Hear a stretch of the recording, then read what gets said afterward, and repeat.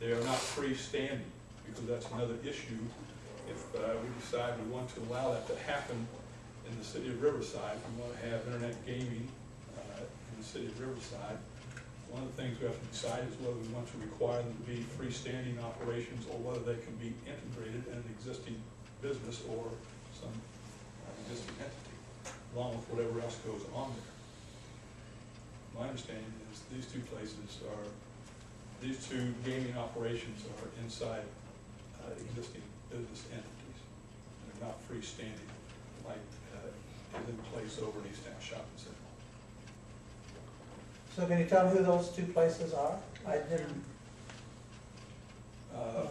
Supposedly there's the two that filed affidavits were the VFW Lodge on Spinning Road and the Christie Club on Valley Street. Oh. And whether they have just a handful of terminals, or they have nothing, I have no idea because I haven't been inside either one of those places. I'm simply saying those are the two entities that filed affidavits with the Attorney General's office and are on the Attorney General's database as being qualified to operate outside the moratorium.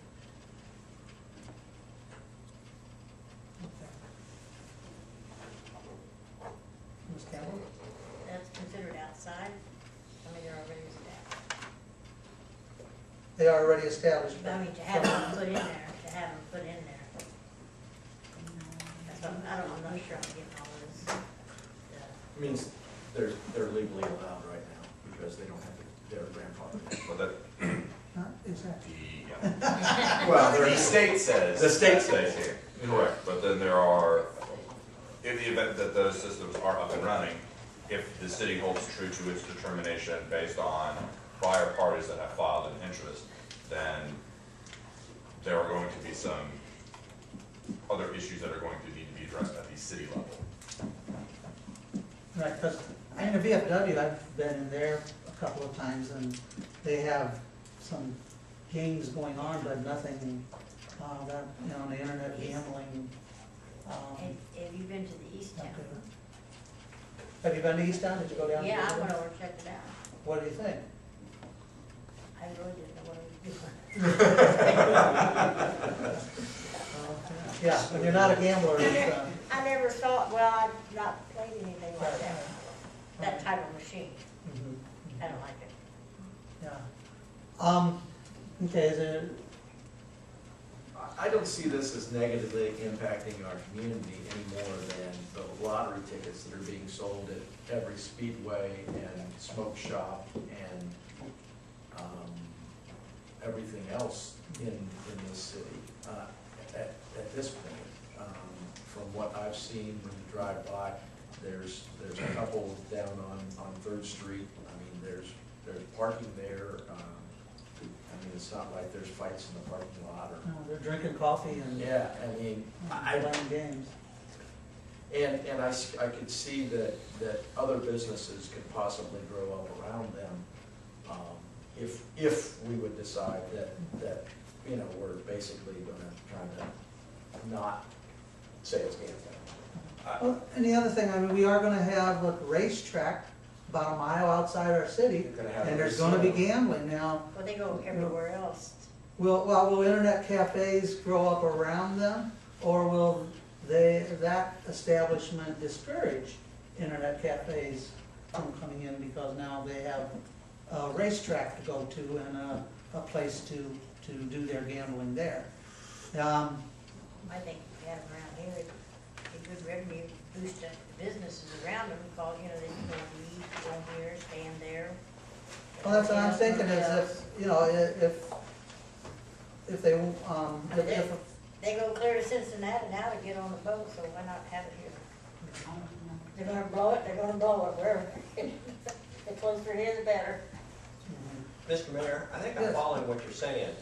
If the racetrack does take in play, it might take out the internet cafes business-wise. In other words, put them out of business, because now you get everything to gamble. or There'd be too many. if it's like restaurants, where you put in one restaurant, all of a sudden there's a couple other restaurants grow up around it, you know, maybe it would be something that would go up around it, but I don't, like Ms. Campbell said, I don't really, I mean, I see the negative of gambling, and I know of the negative of gambling, but, I mean, we do have several places in Riverside that has bingos, and they play bingo, and they're doing very well, and people are spending their money there. And it's not illegal, it's not maybe hurting the morale of the city. I could, Mr. Mayor, I could see the internet cafe or gambling as it's called, integrated in an entirely different business. But as far as a freestanding, standalone internet cafe in a shopping center. Like at East Town Shopping. Yeah, I would be against something like that. Why? Well, because that's all it is. It has nothing else to offer.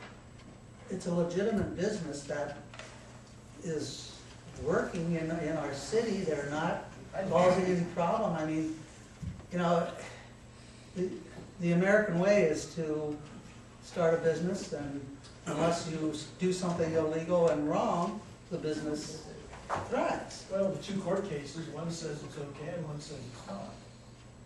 That could be with anything. Yeah, Yeah, I mean, that's what That's it is. the problem. Yeah, I mean, you They're know, gonna put is it bingo around. wrong? Some people say bingo's wrong, and I don't know about Right, same, courts, that's gambling. but, you know, some people say Lottery's bingo. gambling.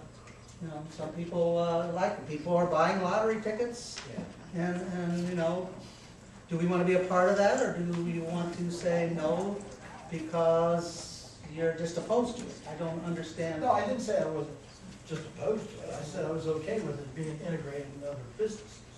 You mean like VFW and stuff like that? Okay, but why don't you want it into, why don't you want it as a freestanding like Easton? I just explained that. Why not It's a both? separate place, that's all it's in business for. Why not both? It's for gambling. You have no other business to go, reason to go there other than to Yeah, gamble. they got Oh, restaurants when around. I go to Hardee's or, well, not Hardee's, but Burger King, There that's was the only reason I go there is You're going to to eat. get a burger, yeah. There was people But if they bringing got the their, internet cafe in the lobby right there, there was Why people not even outside? bringing food back to that. Why not place. freestanding right next to Burger King Yeah. then? I mean, okay, We're Mr. getting Kirk? ready to review and act on the proposed revisions to the zoning regulations, and in there, we put restrictions on some businesses, for example, adult entertainment. If free enterprise is the whole basis of why we want to allow internet cafes, then why would we restrict those other types of activities that we don't feel quite provides the image of our community that we want to have for our community? And I'm not here supporting adult entertainment, that sort of thing. I'm just saying, if we're going to use the argument of free enterprise, then why should we even worry about having a zoning code? So the whole purpose of bringing up the issue of internet cafes is to, for me, is to address the quality of the types of businesses that we want to have here. Because I don't believe that we're going to see a groundswell of other businesses building up around the internet cafe. We don't see them building up around bingo halls. We don't see them building up around the poker room that we have on the south part of the community. We don't see any new businesses sprouting up there. So the issue for me is, what do we want to have in this community? And is internet cafes the answer to that? You know, we're talking about revenue generation for this community, alternative revenue sources. Internet cafes, based on limited reading that I've done so far, don't provide revenue generation for a community.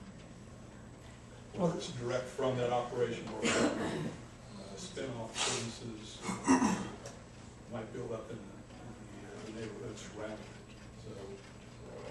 So I don't think, for me, that we have a place here, whether they're freestanding or integrated.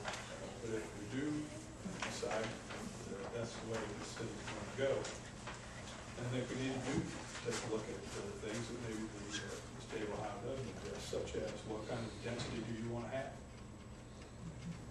How close do you want to have them to schools and churches and residential areas? Do you want to tax the winnings such as we do, we tax lottery winnings? We need to address those kinds of things once we decide whether we're going to have them or not. I just don't, the readings that I see is that the revenues that they bring in from their customers are largely unaccounted for. There's difficulty in tracking the revenues they bring in. Just a lot of difficulty with it. They don't know what kind of clientele they attract. But I think we need to take a look at what we want to have for our city. Well, Yeah, I agree, Mr.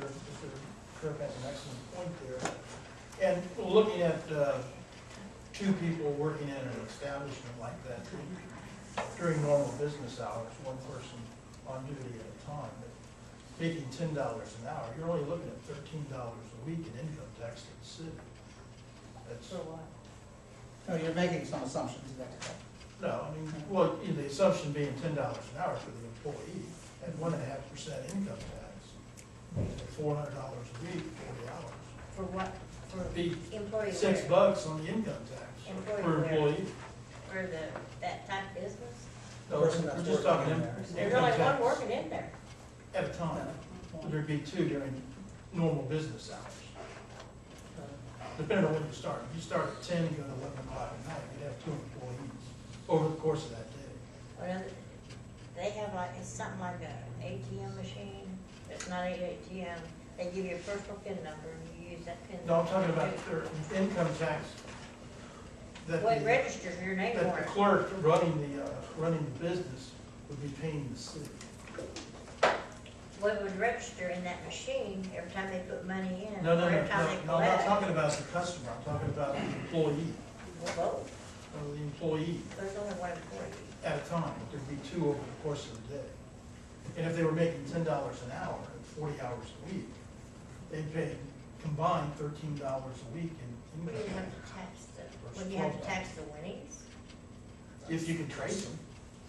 With their, everything's machine, everything is, there's no cash. It goes in the machines and what. But We- with your Because you, on your lottery PIN system, number, no, you have a regular PIN number, and when you use that PIN number, what you lose, what you win, goes right there.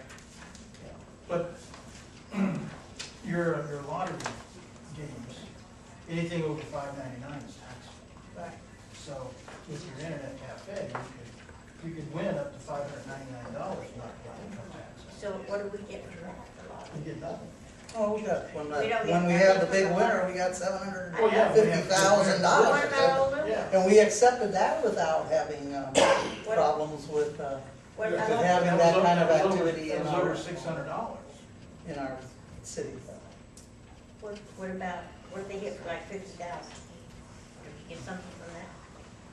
If they claim it. Well, if we can track it. Yeah, you have to be able to track But it. they'd have to claim Well- it. Anything over, what is it, over 1,000? Well, maybe they live in Harrison Township, and they take it back to Harrison Township.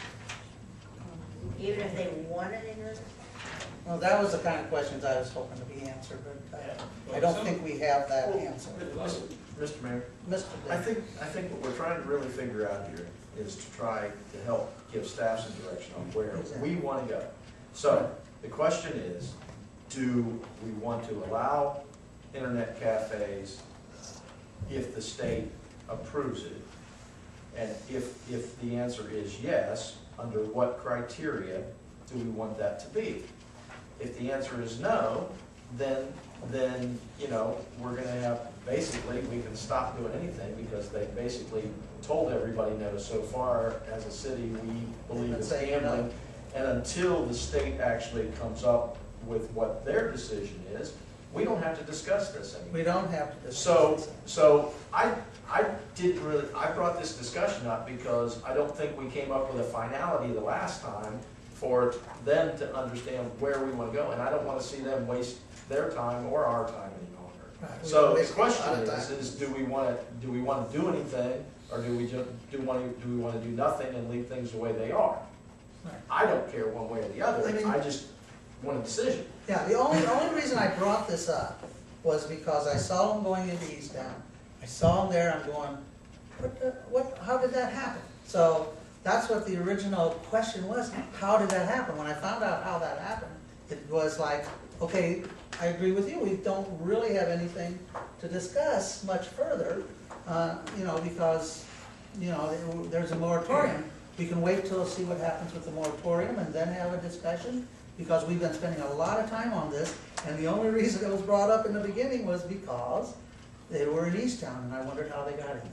Well, the problem that you have there is, if you do nothing at all, and then the state says, yes, they're okay, and then you come back and you try to get something approved with this council, and it may take you 3 to 6 months to do that. During that time period, you can have all kinds of internet cafes pop up, and they would all be grandfathered prior to the new rules.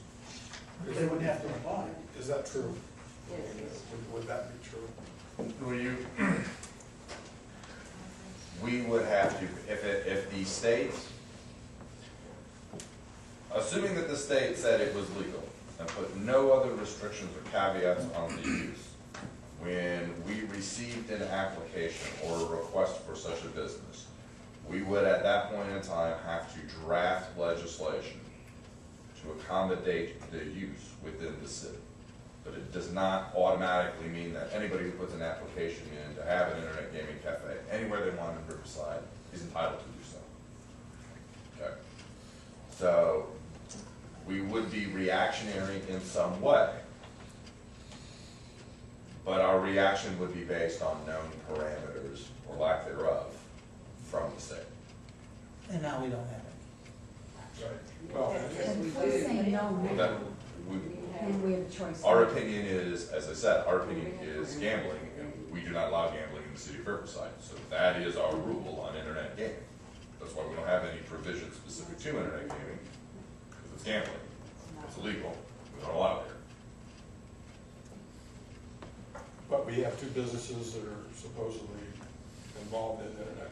No, That that's not true. that I can't answer. Okay. Let's assume that it is on the list, and I don't have any reason to believe otherwise, that they aren't. That just So, means they have a request. They have. They just that is have a correct. request. That is correct. It doesn't mean they're actually involved in that practice. And depending upon, and I'm not familiar enough, but I know that there are certain clubs, private clubs, that do allow certain gaming to occur that is already sanctioned by the state. So it's possible, depending upon what the moratorium accounted for or did not account for, those systems which were already legal just have to be registered on the moratorium.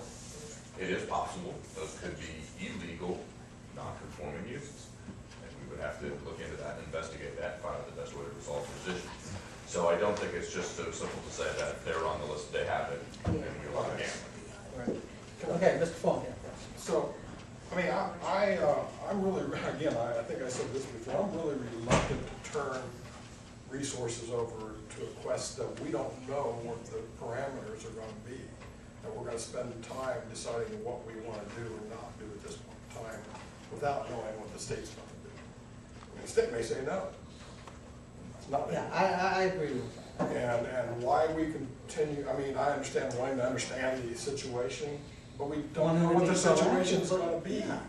So that's where I stand on it, whether it's good or bad, I have real doubts about Either way. gambling and this form of gambling and whether it has any benefit to this city.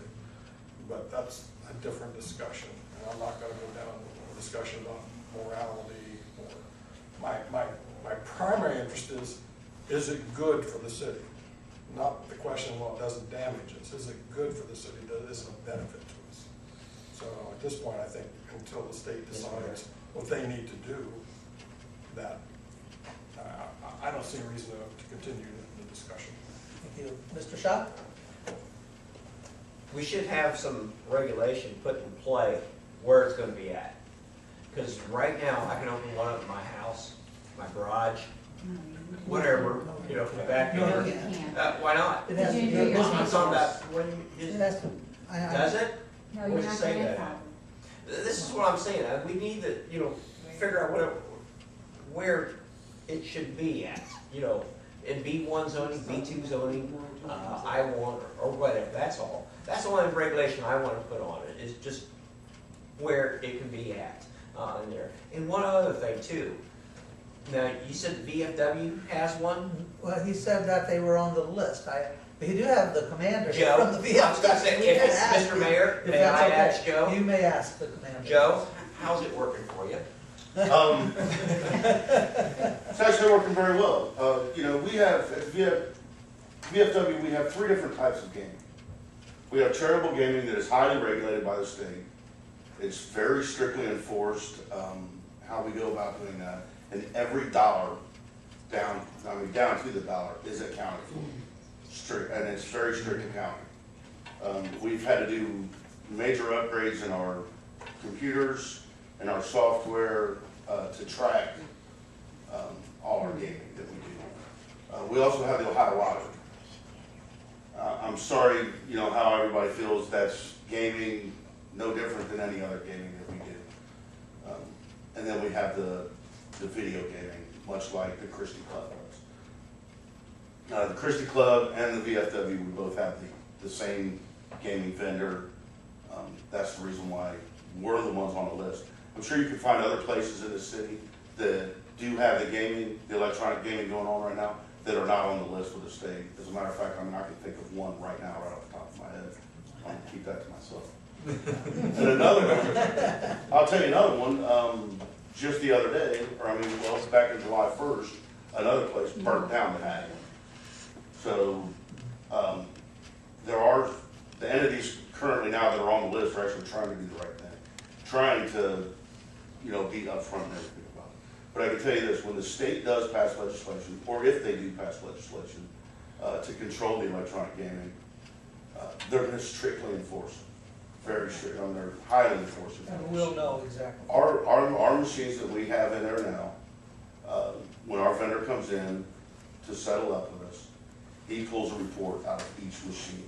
He knows exactly how much money went in and how much money came out. It's documented very well. And then our canteen manager, she documents it very well, you know, also. I mean, the documentation's there, you know, where the money, is the money accounted for, that sort of thing. Documentation is very well, very, very good. So who the payout goes to is documented, Yes, and that's handed over to the state? no, Who gets that? currently we keep that on file. Is it profit? Excuse me? One second. No. So, Go ahead.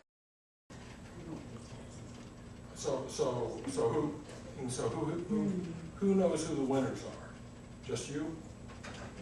Yeah, I mean, currently right now, yeah, that's as far as it goes. So in terms of taxing that dollars, you have no idea whether income tax is ever paid on the dollars, the winnings on the internet cafe? Well, no, much like the lottery, you know, you have your $5.99 limit, so. So will you record after $5.99?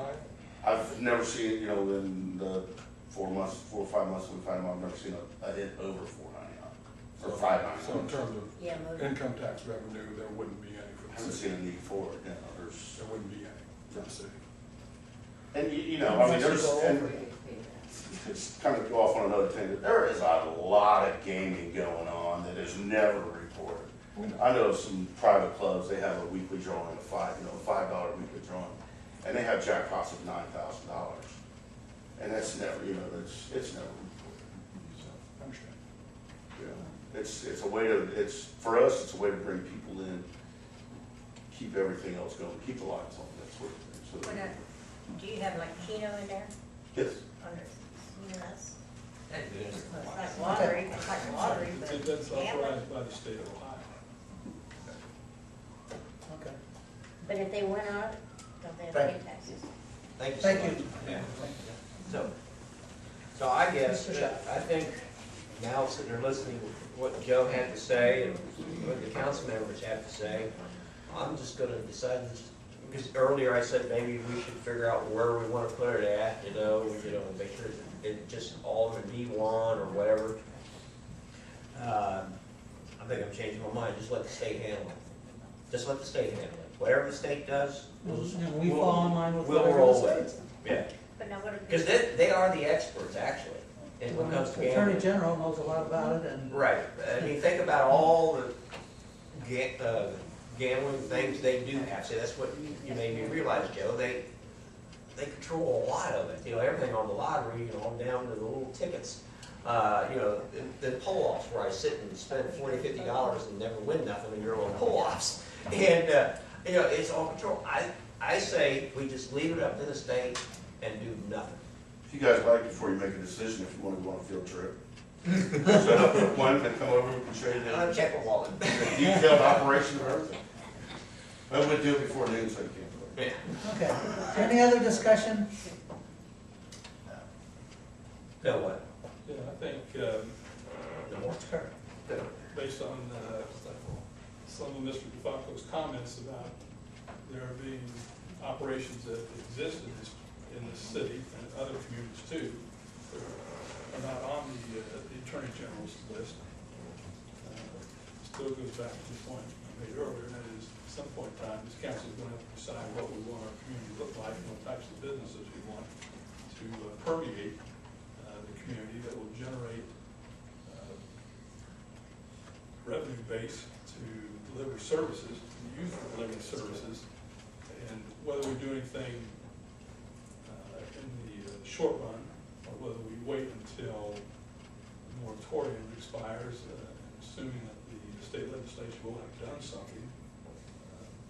I think we still need to be prepared in the 11th hour to consider putting our own moratorium in place, which would go beyond the state's moratorium expiration, so that if we need to put regulations in place for local zoning, that sort of thing, that we don't end up in a situation that was mentioned earlier, and that is the state approves it and we're sitting here not holding the bag because we've done nothing in preparation, and now they sprout up like mushrooms, and there's no way for us to control it.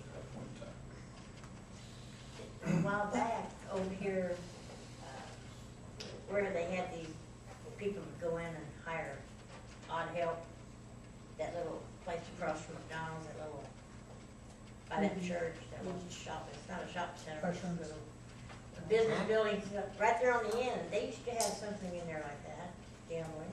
What was that?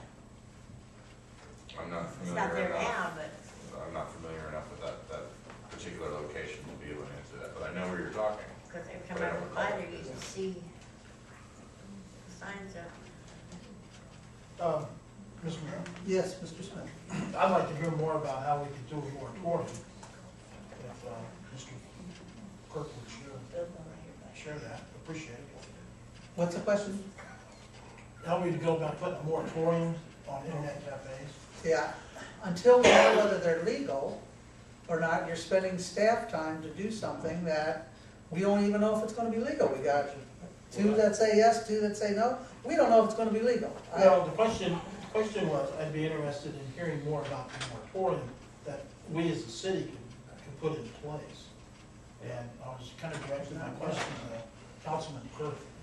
I didn't say have the staff start spending their time now dealing with it. We've got several months to go. What I said was, when we get down to the 11th hour, just before the state's moratorium expires, that we need to start taking a look then at perhaps implementing our own moratorium, so that we can put our own regulations in place if that's what we choose to do. Okay, so you're saying wait at this time until we know what the state's doing. Is that what you're saying? I'm sorry. Well, I'm sure that before we get to whatever the date is in June, when the moratorium at the state level is supposed to expire, that the state legislature will have put some kind of a bill in the hopper. That's right. So we need to watch that bill very closely, and we need to be contacting our legislatures and letting them know how we feel about that bill. Mr. Mayor, from Mr. Tripp is not quite. No, Oh, I'm sorry. Well, what I talked about, the last time we had this discussion was if we want to have any say in what that bill might look like, rather than reacting to it. If we want to have any say as to what that bill might look like, then we need to talk about that as a group and relay that information to our legislators to try and get that worked in. When the council wants to do that, is up to this council, but right now, I don't see any desire on the part of the majority of this council to Do either way.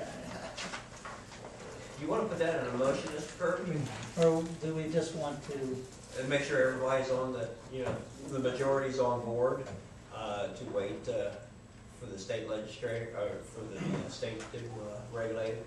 Well, I would prefer to Is this way- discuss this more the 1st of May, and at that time, address the issue of putting moratoriums on internet cafes for our city, as opposed to Maybe we should do it ahead of time. doing it now. Just wait until May and make it effective June, whatever, when the state's moratorium expires. That way there we'll know the answer from the state, and then we'll be able to have time to address how we want it to look here in our city. okay, so you're saying wait till the state, No, I'm saying a month prior, we go ahead and put the moratorium on for our city. After the state makes their ruling, we know what direction they're going, then we can address how we want it to look in our city. so as soon as we know what direction the state is going, that's when we will bring this back up. No, prior to, a month before. Mr. Mayor? Mr. Schock. I rather make a motion that we allow the state to regulate it. And us as a city stay out of it. Okay, all right, is there a second to that? Second. Okay, it's been moved by Mr. Schock, second by Mr. Deputy Mayor Denning. Any discussion, Ms. Campbell? What are we voting on? Yeah, that's what I'm not, I just catch it on. What we're doing, Let's, we're killing this conversation, Let- let going work- going forever and Do going we need to nowhere. do it right now, why would you check What on? we're doing is allowing the state to regulate it, and we stay out of it as a city. Yeah, but now, what if we don't like the way they regulate it? Then we step But let them regulate it first. It'll take us 3 months, 4 months, before we can make a decision. Hold on, Ms. Campbell has a floor. This is why I got the question on the floor. We'll find out if the majority wants to go that way or not, because we've been carrying on this conversation for over 40 minutes, and we've got no further than we want to start. But we should be ready and have it in plan, so when they say, okay, it's legal to do it, we can get right on At it. least we'll know what the parameters are. We'll know whether it's gonna be legal. We'll know a lot more than what we know right now. So, okay, I'm sorry. Well, by the time the ruling comes out, and then we get our act together, it could be 6 months down the road after the fact. But if we Not put a not if you put moratorium not if on you it- put it on the agenda when you hear about it. All right, let's put it on the agenda in April. When we hear what the state's gonna do, we'll put it on the agenda and we'll make a decision. We're not the type of body that will go on forever and I ever. know, Once we're we have- always existed.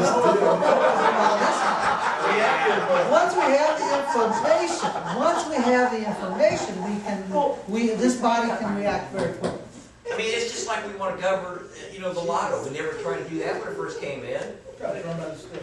Okay, it's because the state regulates it. That's the same thing we're gonna let Tell us happen what with they're the gonna internet do. cafe and just roll call vote on this too. Well, they've already done that, we have them out here now. Okay, Mr. Fulton? I'm not sure what I'm voting on here, other than to say, You're not, we want to stay out of it, or we want to have a say, and then if they decide to do something we don't like, then we want to have a say. no, that's not what we're. That's what you said. No, I'm saying, the city stay out of it. Until, I did not say until. I'm You wanna read glad, this back? I just said, allow state to regulate internet cafes and cities stay out of it. There you go, I did not say but until. you said that, no, because your follow-on conversation was, well, if they decide something we don't like, then what? Somebody else did. Then what? Well, you said that. That's a I shame. did not say, did I say that? Okay. Step back. let's just call the vote and get it over. Mr. Kirk wants to say one more thing, and then, then we'll Yeah. call it. Because I don't know how regulate is defined here. There's a lot. I'll point out that the state regulates a lot of things. They regulate who gets a medical license. They regulate who gets a liquor license. They regulate a lot of stuff. But cities, local governments also have regulations on those kinds of businesses that those regulations are permitted by the states. For example, we regulate where they can be. You can't have a doctor's office next door to your house in a residential area. You can't have a bar next door to your house in a residential area. There are a lot of regulations that are left to local governments. And what we're voting on, I think what we're being asked to vote on here is that we allow the state to regulate, period, and the city stay out of it, period. And that's the only motion I know that's on the floor. That is correct. And I'm not in a situation where I want to give the state carte blanche to regulate what goes on in the city of Riverside other than from the state's permitting level, as far as permitting doctors, permitting liquor licenses, permitting Ohio lottery, that sort of thing. But they can't set up a lottery terminal in the house next door to you and have somebody run a lottery business out of the house. The state won't allow it. The So state we will should allow. be, you said we should be ready, I mean, with what we want, before they decide to do what they want. That's what Well, we prefer. Okay. Let's start That'd be here. more sensible. I agree that we have to be proactive, and we can't have the state telling us what to do, so I do have a problem with that part of the motion.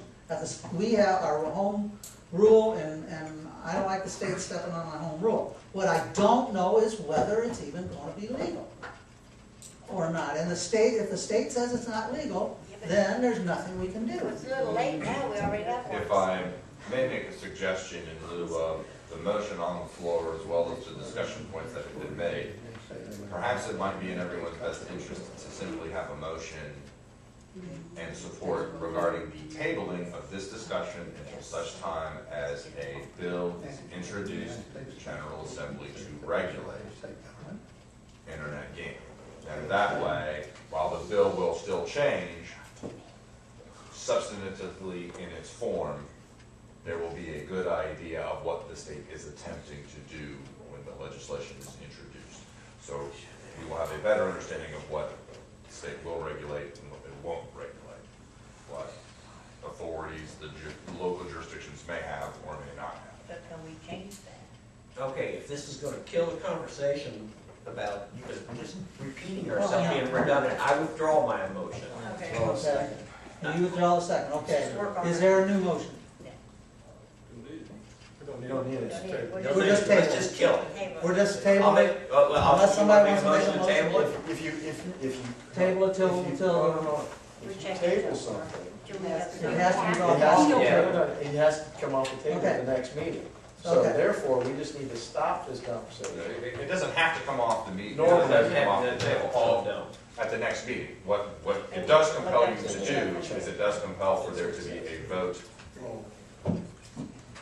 for it to be brought back for discussion. okay, does this council have any desire to do that, or a desire to stop this conversation? Or go on to the next thing? Let's go on. Everyone agree to go on? Move on. All right, thank you. All right, next thing on the agenda is the schedule of public hearing for the UDO, Mr. Manager.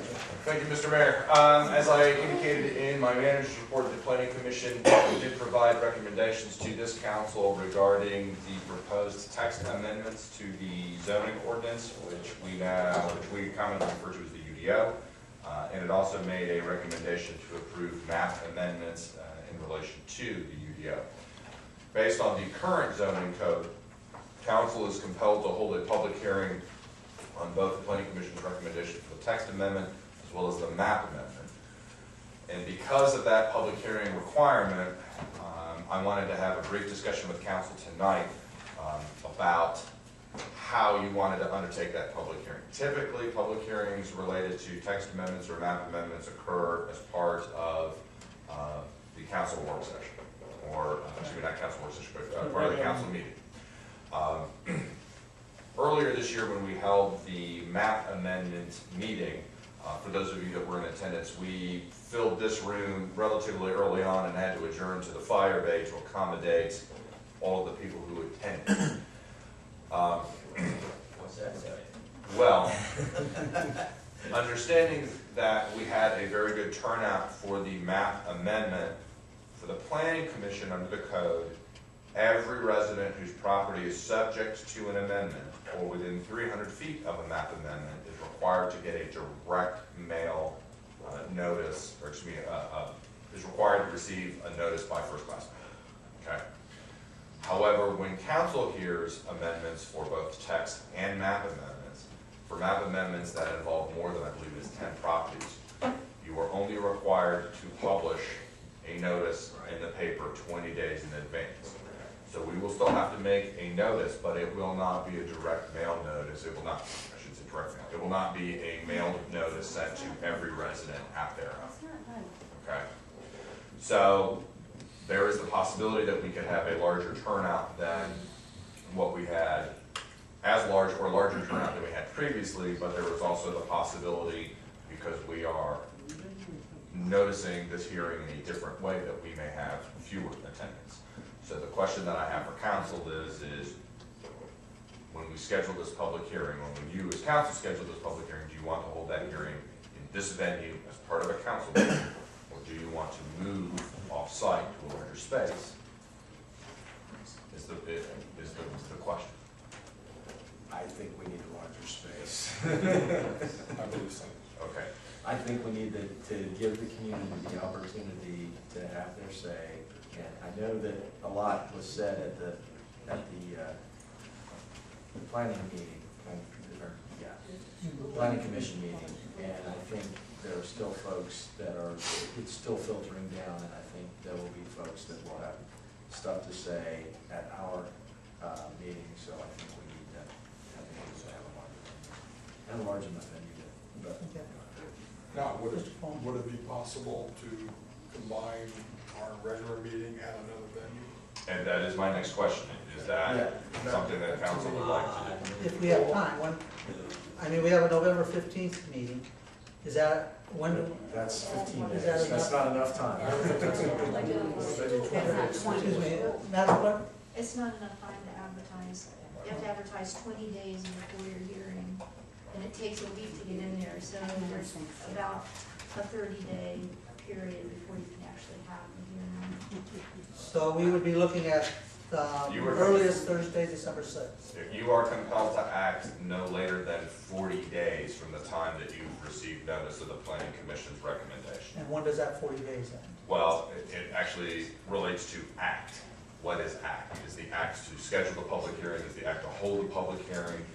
Typically, we have been right around the 30 to 40 day mark from the time we notice council to the time the public hearing is held, so that isn't typically an issue. Only from the mere standpoint that we're looking to relocate off-site for this particular venue, the coordination might take a little additional time, but I don't think it'll be substantial. So I would say the soonest you could probably have the meeting would be the 6th, probably you're looking at the 20th more likely by the time we can accommodate space. 20th of December. That is correct. I'd rather do it on the 6th. I would really rather do it on the 6th. Is there anything that says we have to tie it to our meeting? There isn't. No, we can have a special meeting. And I think, Yeah, I really don't wanna I do don't, Crowded. I don't see any, I mean, if we can hold it somewhere between the 6th and the 20th, whatever is functional, as far as getting space, I think that's what we need to do.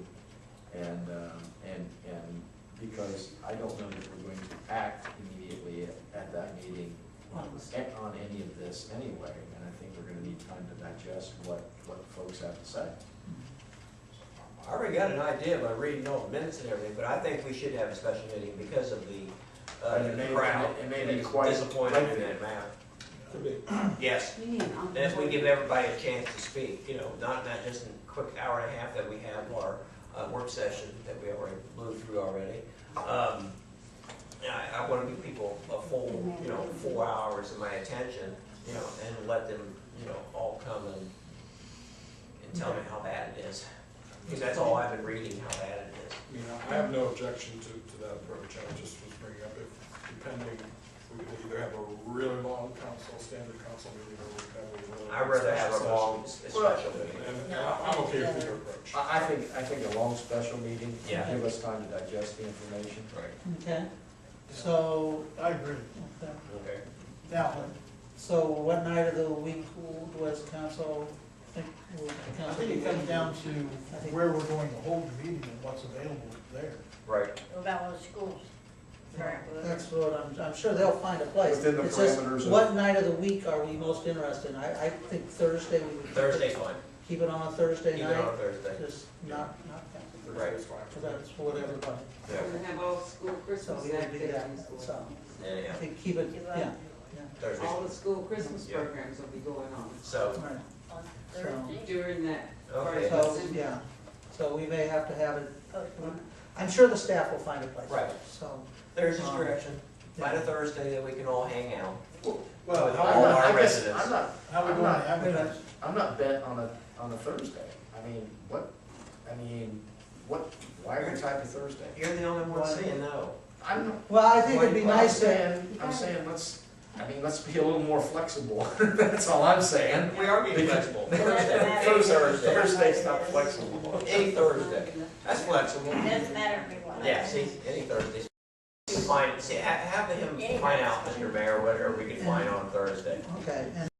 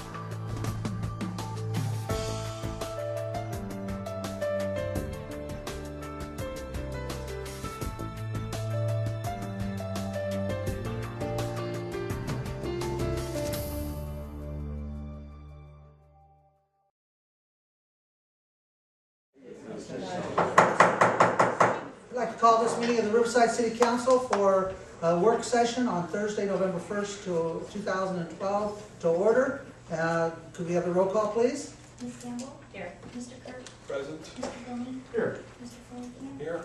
Mr. Shaw? Here. Mr. Smith? Here. Mayor Cloud? Here. Are there any additions or corrections to the revised agenda? I move we accept the agenda as revised. Second. It's been moved by Mr. Schock, second by Deputy Mayor Denning. Is there any discussion on the motion? Yes, Yes, Mr. Smith. B, discussion of internet cafes. 2 meetings ago, we discussed this and said there was nothing more to talk about. Why are we bringing it up again? I believe it was Mr. Denning. Did you request No, that? I think when we ended that discussion, what we said was we need to make a decision very soon, and we need to bring it up again and discuss it. And we wanted the information that we had previously so that we had the information in front of us when we did discuss it. And we wanted to make a decision sooner rather than later. We know that there's a moratorium, but are we going to do something or not do something? But we need a final decision on whether we are or aren't doing something. And I think that's what this discussion will be. Okay. Thank you. Thank you, Mr. Denning. Okay, then there's a motion on the floor In a second. and seconded. Okay. All in favor, signify by saying aye. Aye. Opposed, same sign. Motion's carried. Okay, first work session items are board and commission interviews. So welcome to all of you who are planning on helping us out here. We appreciate it very much. We certainly need your work and your advice on the many commissions that we have here. So before we go into that, the council did receive a letter from one of our health and safety members, and Katie Llewellyn. Said she served on the Health and Safety Commission since 2005, and now it's time to concentrate more on her family. She says her newborn is now a toddler, and she needs to spend more time with her. Katie's been an excellent work, has done excellent work on the Health and Safety Commission. So it's really unfortunate that she's having to step down, but we certainly all can understand and appreciate the time commitments that toddlers take. So we did have 4 people apply, and so if we would fill Ms. Llewellyn's position tonight, there are 4 open positions. So we have 2 on health and safety right now? That would be 2 on health and safety, and then 1 on BZA and 1 on the Personal Appeals Board. Should we advertise the new opening? It's another I think we thing. got 4 here. We could, but, yeah, Ms. Campbell? Yeah, I thought we had 4 people already here applying for this one. Well, I'm just asking the question, since we just were made aware of the most recent resignation, whether that should be advertised for. Well, we can see if we got any But, left. I guess my, I don't have any objection to putting people that are here tonight into that position. okay. Well, and Yeah, I that's think, okay. I think mine was that we were putting out for a health and safety position already. It was one of the openings. So, I mean, Yeah. I would think that anybody that was interested would have already. So, Mr. Mayor, yes, Mr. I Shaw. move to accept her resignation. With the dress. Mr. Llewellyn, okay. Then moved by Mr. Schock, second by Ms. Campbell to accept, regretfully accept, Ms. Llewellyn's resignation.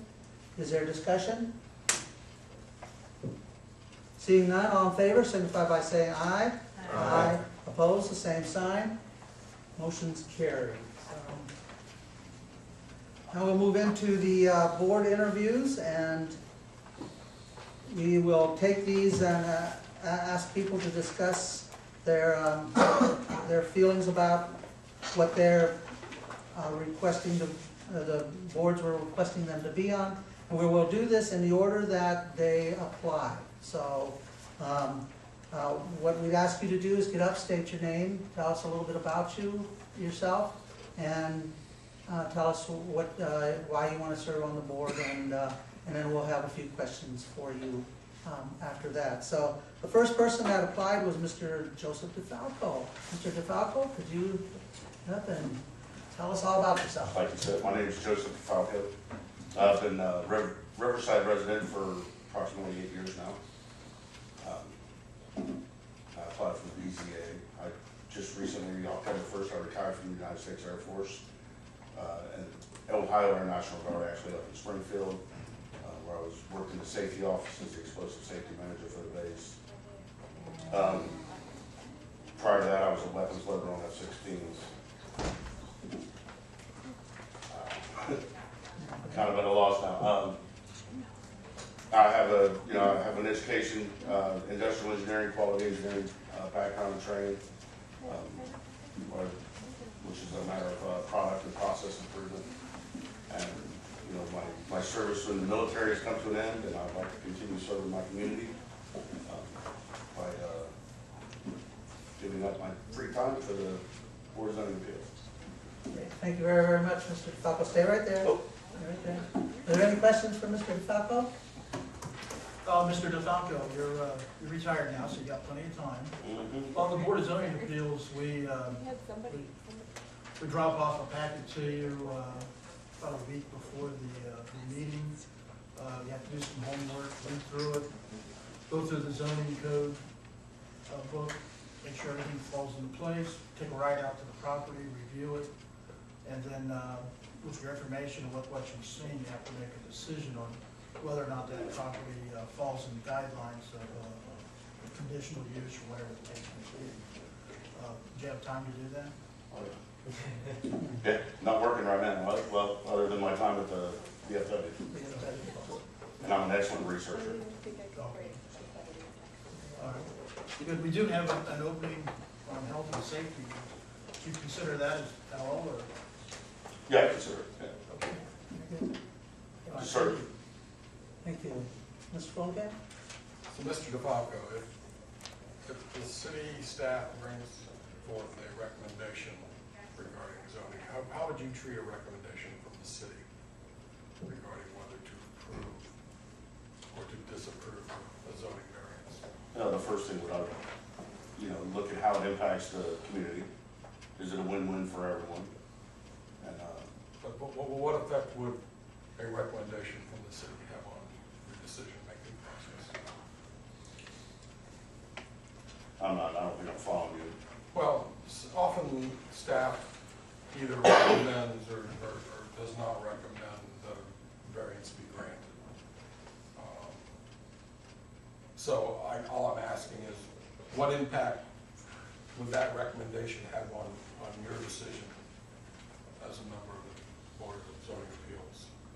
Well, first I want to, lean on the staff. I mean, they're the experts. They have the experience, have much more experience than I have. So, I would weigh that heavily. And then, like I said, once again, look for that win-win situation. Find out, how it impacts everything. Also look at long-term impacts of any decision. Making sure that a small change now doesn't blow up in everybody's face in 20 years. Thanks. Thank you.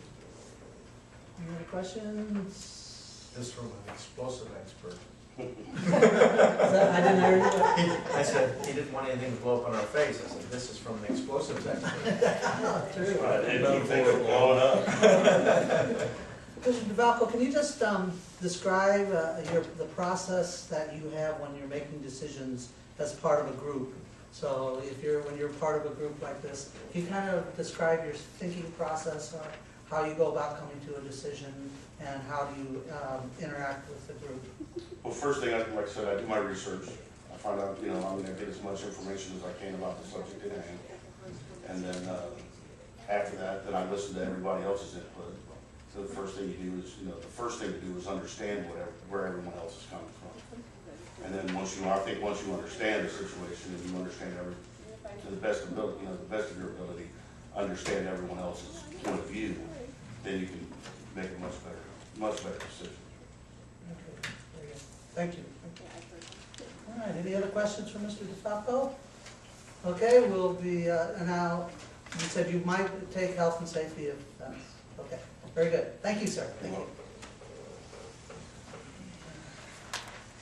Next person is Miss Alice Waddell. Am I saying that correctly? Yes, thank you. Okay, thank you. Yep, tell us a little bit about yourself and. Okay.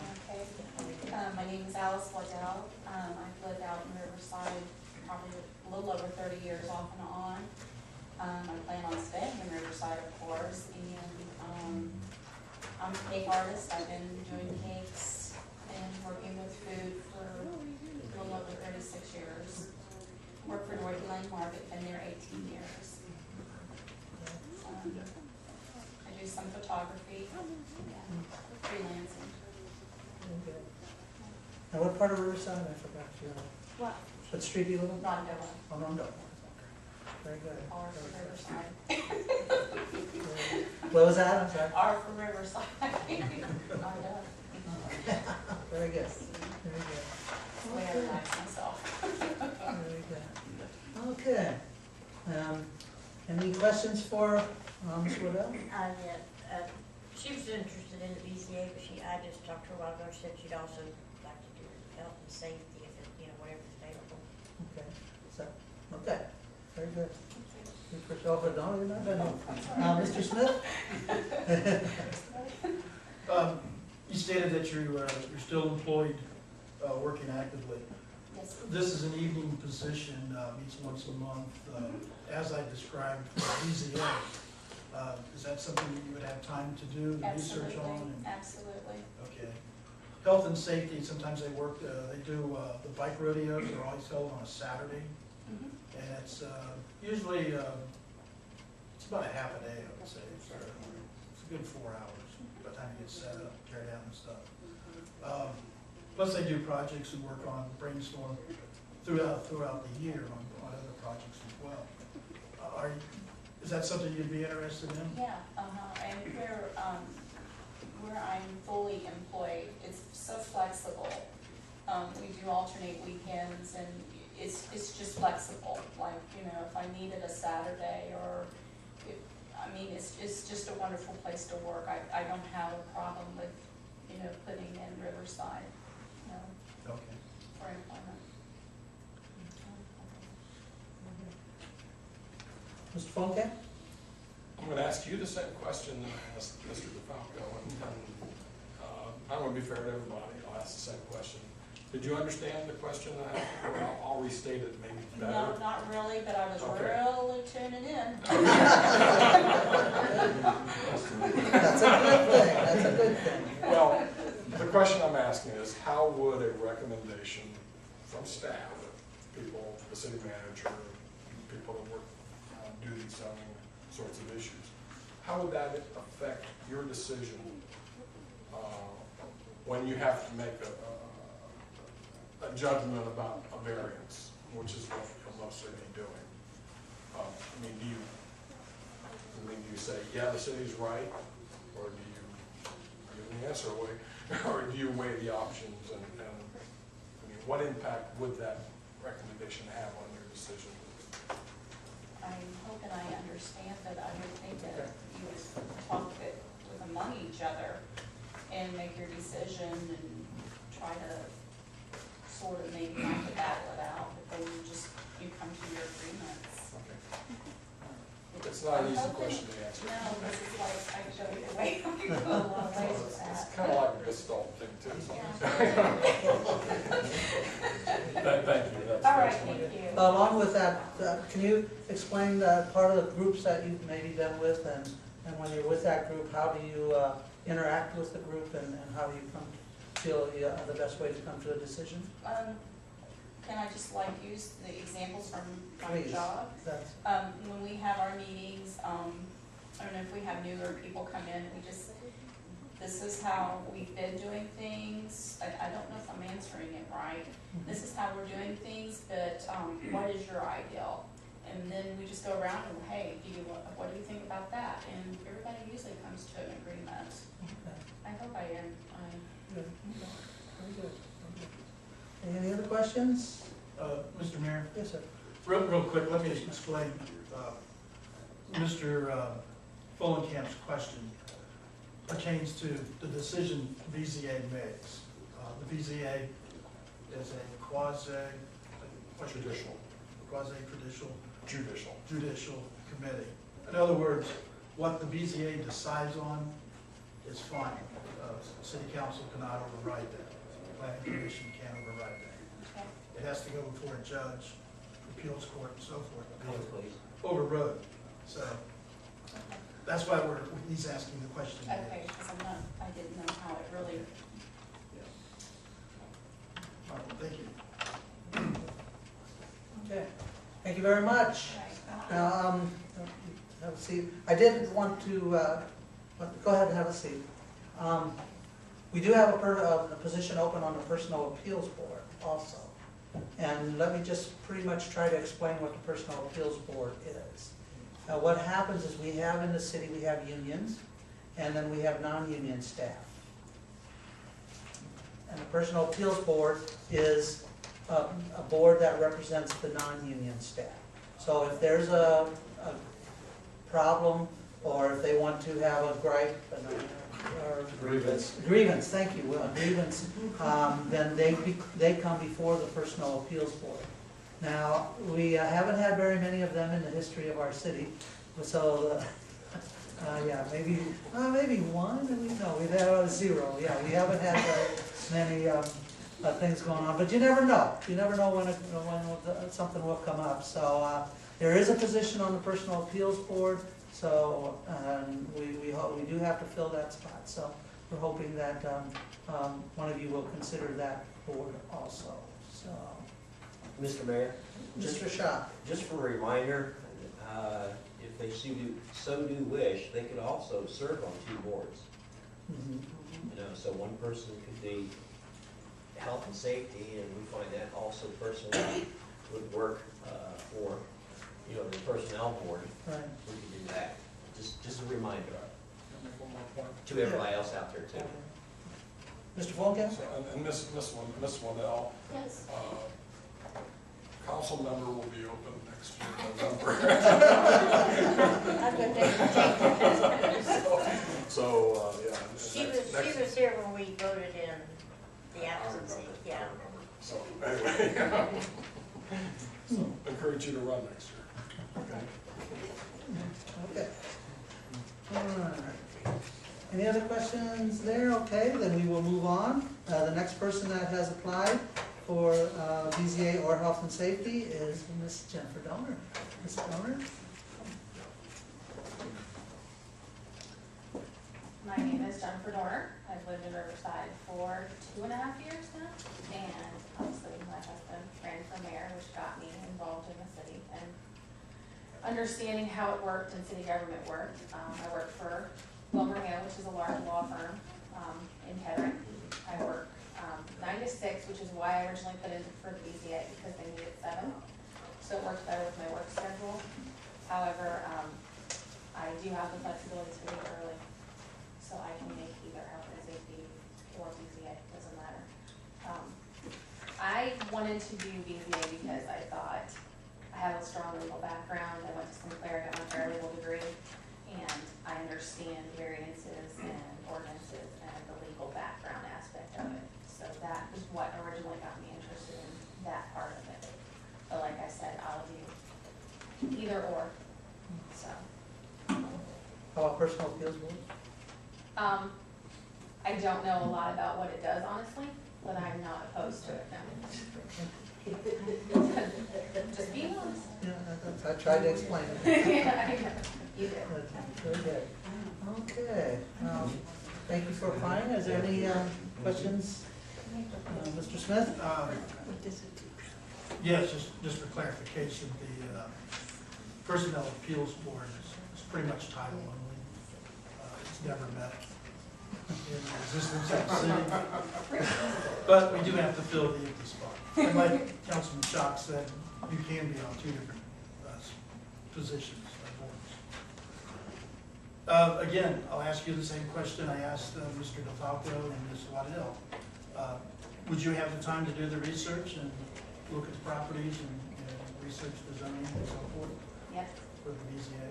yeah, that's all I do during the day anyway, is research and documentation and paperwork, so Okay. I'm pretty versed in doing that anyway, so All right. I have the time to do it afterwards. Then, of course, the health and safety, they do the bike rodeo and they do other things throughout the year as well. Is that something that might interest you, that you could be a part of? Mm-hmm. Okay. Yeah, and I don't work weekends, I work Monday through Friday. All right. Okay, thank you. Mr. Fulenkamp? You know what's coming. And I want you to repeat it. Oh my God. As far as a recommendation from the city or anyone that works in the zoning department, I would take it into consideration, but I'm not gonna let it make my decision, because I'm joining this because I want to learn more about it, and I wanna do the right thing for the city and for the person that's involved, so I'm gonna make my own decision, but I will take a recommendation into consideration in making my decision. Can you tell us about a group you've been involved with, or an example of how you interact with a group? And how you come to a decision? We work in a small group now, we have 18 members, and I am the evening lead for our team, and I don't try to run the team, I try to work with the team, and whenever we have a conflict or something comes up, we listen to each other, which is the best way to do it, and then we come to a consensus. And it may not be necessarily what I would like to have happen, but if I can see the logic and understand where the other person is coming from, and they can persuade me with how their reasoning is, then maybe I wasn't correct in what I was thinking. So I'm open to listening to everybody and getting everyone's opinion and working together to resolve whatever the issue is. Okay. Thank you. And as Mr. Smith pointed out, it is a legal decision once once the board BZA makes it, that's pretty much what the city has to abide by, so. And then I'll put that. All right, is there any other questions? All right, thank you very much. Thank you. Thank you. Okay, and the last person to apply was Mr. Johnny Rhodes. Mr. Rhodes. My name is Johnny Rhodes, and I would like to first apologize to the council that I'm wearing a hat, but I've had some surgery problems, and I think you'd much rather see me with a hat on than, you know. I had some of these doctors wanted to amputate my head, so I had to put a stop to that. But anyhow, I've lived here for just about 60 years. I went to Stebbins High School. I graduated back in 1960-something or other. I spent my whole life here. I spent 31 and a half years at the city of Dayton. I'm a little bit, you know, knowledgeable of how municipal politics work a little bit. When I volunteered for this, I figured it's about time that I put something back into the community. I have no preference of being on the zoning board or the health and safety committee. I really would not like to get into individual things. But, you know, as I say, I just feel it's time that I try to do something to put something back in the community.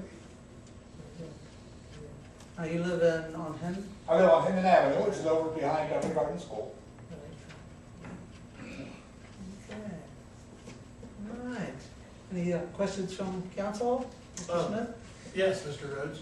I see here that you put down that you would consider the Personnel Appeals Board. Having heard a little bit about that board, is that something you'd still be interested in? It's something, the only thing that bothers me a little bit about that is I hate to get into individual conflicts.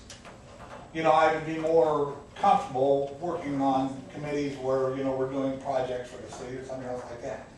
But as I say, you know, it's something that, when I was at the city, I was a supervisor, and there was a lot of conflicts there that we had to work with. Right. And, That's why I was kind of looking at that. yeah, there's a lot of conflicts there. But, yeah, it's something that, you know, if I can help you out there, I'm glad to. It would be great, you know, and then like Mr. Schock said, if there is another opening, then, you know, you would be able to get on that. Yeah, as I Just say, to you get your know, feet in the door. yeah. This will get you started. Very good. So, going back to my question that I've asked the other three, are you familiar with what I said about the Board of Zoning Appeals, the homework assignment, basically, go out and do the research and review? In the winter time especially, I have very little to do. I play a lot of golf in the summertime, but this isn't something I think is going to cut into that. Right. If it does, then decisions will have to be made. But, you know, a guy's got to do what a guy's got to do. Health and safety. Yeah, I mean, it's something that, you know, I really feel that everybody, after, you know, living in a city like this, I think this city has made, I mean, just leaps and bounds over what it used to be.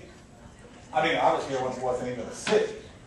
And, you know, some of the services and everything that's going on now in the city, that is 100 times better than what it used to be. But, you know, I have, you know, nothing but respect for what goes on here. And if I can help out, I'd be glad to. Okay. Thank you. And if you want to know what I would do, well, I'm not going to sit there and vote if you recommend something for a shooting range besides the village school. All right, I'm going to look at it myself, and I want to see what the impact of the community is. And I think a lot of problems have arisen because of zoning changes that have been made over the year in other parts of the city. And as I say, I think you got to look at the community impact of it. I wasn't gonna ask you that question. I knew you were. This is why I hate all that. No, that's. Yes, he was. Hey, after what I've been through, I'm still on the side of the blacktop. I don't care. So your questions are answered? He answered my question. Okay, now, can you give an example of working with a group and how you interact with the group? And- Well, most of the groups I work for were all volunteer groups, such as the Uptown Towners when I was down there. And, you know, everybody has their own opinions about doing different things and stuff like that. But, you know, as long as you don't get too excited over it, I think everybody can come to a conclusion that's agreeable with everybody's on the committee. I don't think, you know, there wasn't too many times we had to go out and park lot, but, you know. Most of the time we'd be clear. Good, okay, good answer. Okay. Any other questions for Mr. Rhodes? All right, Mr. Rhodes, thank you. Have a seat, and we'll have our deliberations now, so. In front of us? Unless you want to leave. This is public. It's up to you. Okay. All right, so what's council's feelings on this? Ms. Campbell? Well, I picked one for each of them. Okay. How about Joe and BZA, Alice and Jennifer on the health and safety, and John on my personal business. Okay, did everyone hear that? Yeah. Is everyone comfortable with that? I kind of like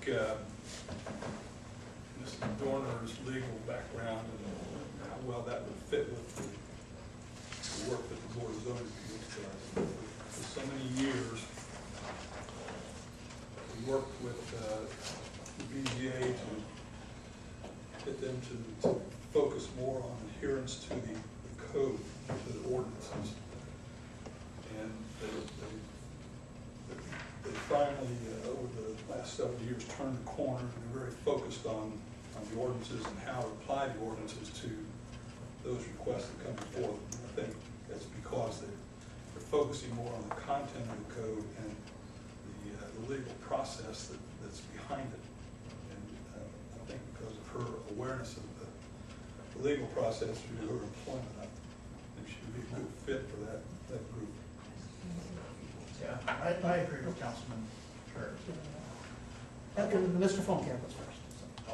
Thanks. We're gonna say the same thing. I think that Jennifer's background, her training, understanding of the legal system plays into making her a good candidate for this particular position. She has a good demeanor, and I think she does understand that process quite well. So I am going to support Mrs. Dorner for the BZA. The other positions, you know, I think we have very good candidates here tonight. We do, very And we good. have people that are, I think, qualified to do these things. But that's how I'm leaning. I'm not, I have less preference for the others. You know, I wish we could put all three of the others on a more meaningful commission than personnel. Because that's really, never used, and really doesn't provide you the opportunity to contribute much to the community. So I'm less clear about where I'm going with the other ones, but I'm pretty sure that I feel very comfortable with Mrs. Dorner as the BZA member.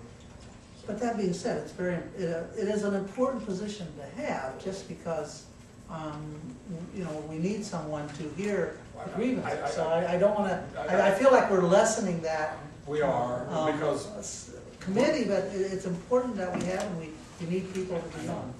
So, I understand that. Okay. Well, I want to make it clear, though, that we're not saying the other three candidates aren't qualified for the BZA by any means. It's just that we're looking at Mrs. Dorner's background. It seems to be a good fit. That's the direction. The other three you feel okay with? Yeah. Okay. Mr. Mayor? Yes. Nothing against Mrs. Dorner, but she's only lived in the city 2.5 years. The other thing is that we've already got one lawyer on the BZA, and he's doing a very good job keeping that going in the right direction. I think Mr. DeFalco, with his experience in the community and everything that he's been doing in the community already, would be a better fit. And I tend to prefer someone that is down in the trenches and lives, you know, and listens more to everything, not just the legalities of exactly what's going on. We've got one lawyer there already. That's my opinion. Mr. Shaw? Joe, I call him Joe, I'm sorry. Is that all right? Yeah, I like to have Joe on the BZA for their, you know, I wasn't the lawyer, I spent over, 15 years on that BZA. I forget how long, I think I'm the longest member ever. And, you know, all the time I was ever chairman, we never ever got sued. So, I mean, there was a lawsuit at one point, or? but I wasn't chairman. Below hurdle. But it is possible that lawsuit would come our way because of that board. Yeah, it does happen, I mean, Right. that board is a very, you know, you're deciding the fate of somebody's property, that's what you're doing.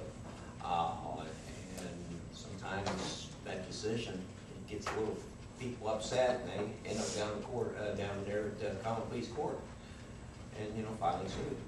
They don't get that decision, and that's one thing you have to be very much aware of when you make that decision. That can't happen. So, yeah, I like to have Joe up there. Just in Ms.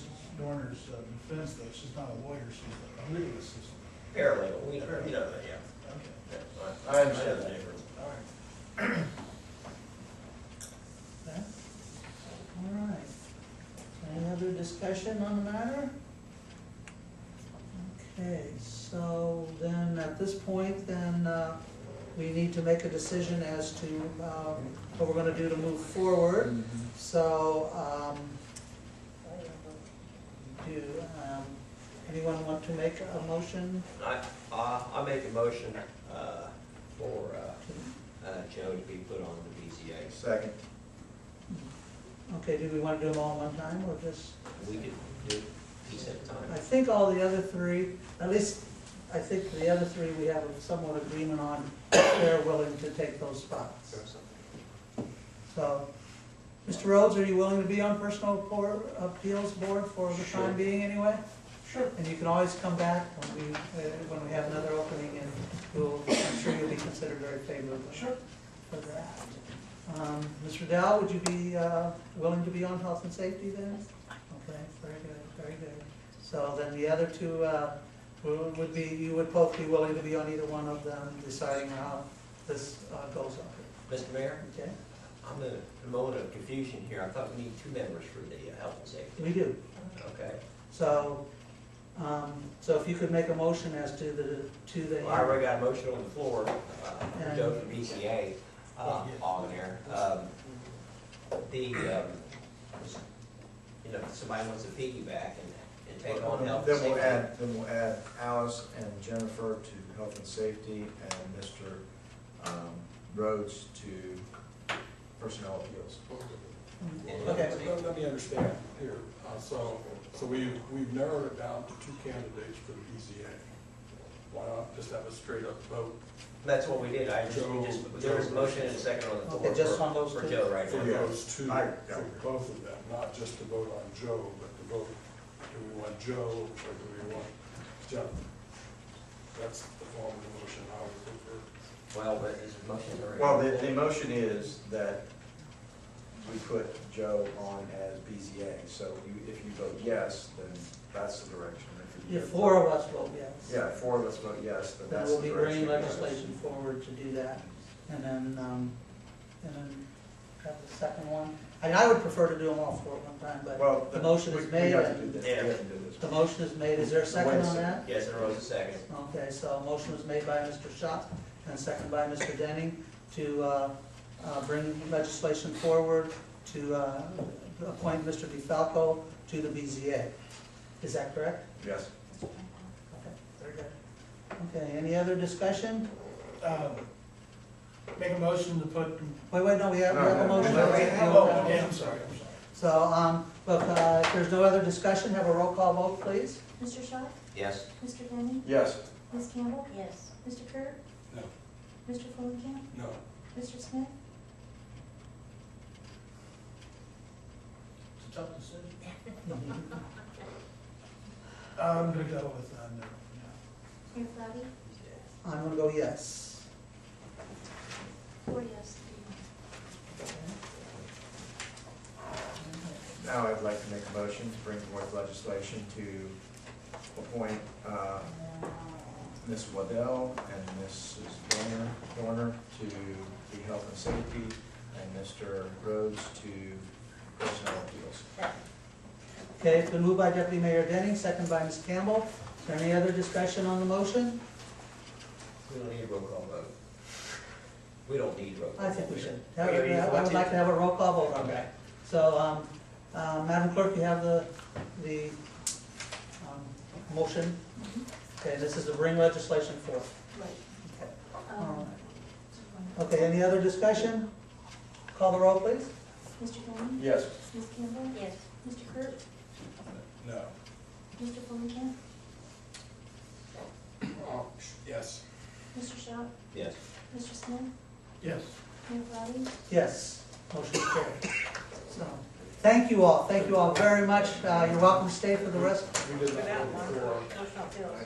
Yes, we did, that was included in the motion. No. That was just for, Did you? What?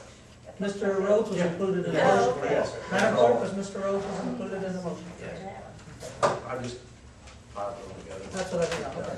All right, well, thank you all very much for coming, and Yes. thank you for volunteering. We really do appreciate your work and your help for the city, and we look forward to working with you in the future. So, welcome to stay for the rest of the meeting, and we will then go on, we will have the work session, and then we'll have the regular meeting at 7:30. So, thank you all very much. Next thing on the agenda is discussion of internet cafes. Mr. Manager. Thank you, Mr. Mayor. A few meetings back, council had some discussion about whether or not it desired to have internet cafes be a use here within the city. Specifically, that conversation was dovetailed by the current moratorium that is in place by the state. So anything the council were to decide would not be applicable until after the moratorium expired. Council did ask as part of this discussion at its previous meeting to have some additional information. You should have received a packet a little smaller than this one that had several pieces of information in it. Previous council meeting minutes, previous planning commission meetings, a PowerPoint, and a comparative chart that was prepared by Planning and Zoning Administrator Mendel. That information was provided to you per your request to help give you some additional information. At this point in time, the matter is really up for council's purview. Staff is really looking forward basically two decisions. Whether or not they come tonight is up to you, but the first is does council want to allow, assuming that the moratorium will allow the city to have a position one way or the other. Do we want to allow internet gaming cafes in Riverside or don't we? And if we do, are there any terms or conditions that you want imposed for such institutions for staff to put together for legislation to be brought back before council late in 2013? So those are the issues at hand, and so I yield the floor back to you, sir. Thank you, Mr. Manager. Is there any discussion? Mr. Shaw. Yes. No, we just can't flat out say no. Well, There would be After the repercussions for moratorium is that. lifted. Okay, there. Yeah, when the moratorium is lifted, let me explain it more further. We just flat out cannot say, no, we don't want them here. In this particular instance, yes, you can. Really? Without no repercussion. Assuming that you make the determination that internet gaming is gambling. There are 2 court rulings that I am aware of that say internet gaming is not gambling, and I am aware of 2 court rulings that say internet gaming is gambling. So depending upon which particular court case you're citing, there is an argument that the city can make that says, no, the components that make up internet gaming are the same like and similar to gambling, and therefore gambling is illegal, and therefore internet gaming is illegal, because they are one and the same. If you acknowledge that internet gaming is different and apart from gambling, then yes, at some point in time, whether or not you choose to do so proactively or whether or not you choose to do so reactively, you will at some point in time, assuming that the state allows local jurisdictions to control this issue, have to provide for this use someplace in some way in Riverside. Now, these two court cases that you mentioned, now, they were county courts, correct? That is correct, sir. What, you know, offhand, what counties, just out of curiosity? I know two of them are from Lucas, Toledo area. One is Cuyahoga, and there's one on the eastern side over by Akron, and I can't remember that particular court district.